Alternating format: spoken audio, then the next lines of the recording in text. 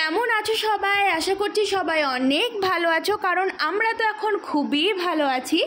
চলে এলাম নতুন একটা ডেইলি মিনি ভ্লগ নিয়ে।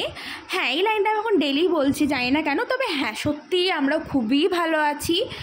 আর কিভাবে যে 7 দিন কেটে গেল কিছুই বুঝতে পারলাম না, মানে এই বাড়িতে মানে কি বলবো, আর কখন দিন হচ্ছে রাত হচ্ছে কিছু বুঝতেই পারছি না। আমার ঘুমোতে ঘুমোতে 3:30 4টে হয়েছে, উঠতে উঠতে 11টা হয়ে যাচ্ছে। পুরো যা তা অবস্থা, ঘুমের তো মাথা মুন্ডু নেই কিছু। যাই হোক, এই ঘরে এখন আমি থাকছি যেহেতু দিদিদের আতুর চলছে, আর দিদিরা দিদিদের ঘরে আছে, মানে দিদি, মা আর বুচকু। আমি সব সময় ঢুকতে পাই না সেই ঘরে, শুধু স্নান করার আগে যাই, অনেকক্ষণ একটু টাইম স্পেন্ড করি পুচুর সাথে, তারপর আবার আমি স্নান করে আবার সেই ঘরেই আমাকে আসতে হয়। আর আমি যেখানে থাকি সেখানটা পরিষ্কার করে রাখার দায়িত্ব শুধু আমারই।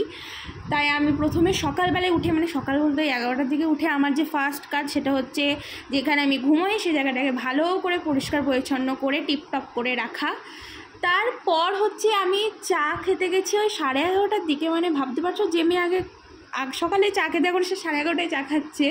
মা করে রেখেছিল, আমরা এখন ওপরেই থাকছি, আমি, মা, দিদি আর পুচকু বেশিরভাগ টাইমটাই, আর আমি শুধু উপরে নিচে খেতে যাই।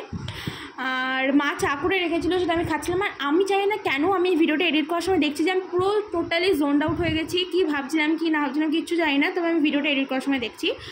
তো যাই হোক, তারপর আমি স্নান করতে যাও ভাবছিলাম, তার আগে একটু পুচকুর সাথে খেলছিলাম বলতেও কিছুতেই ঢেকুর তুলতে যায় না, খাওয়ার পর জানি না কেন ওইটা নিয়ে যুদ্ধ হয় আমাদের 1-2 ঘন্টা।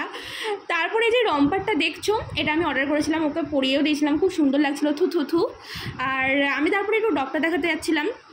আর এই যে এগুলো পুরোটা দেখছো, এটা সব দিদিদেরই এরিয়া। এখানটাই মন্দিরটায় কালী পুজো হয়, অন্নপূর্ণা পুজো হয়, সমস্ত পুজো এখানেই হয়।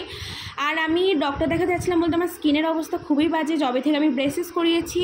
হ্যাঁ, ব্রেসেস আমি করিয়েছি, যেটা আমার বলা হয়নি। আর কি কারণ না কারণ সেটা পরে বলবো। আমার মুখের অবস্থা খুবই বাজে এখন। যাই হোক, ডক্টর দেখিয়ে এসে দেখছি অনেক পার্সেল এসেছে, ফার্স্ট ক্রাই থেকে এসেছে, মিশো থেকে এসেছে, অ্যামাজন থেকে এসেছে।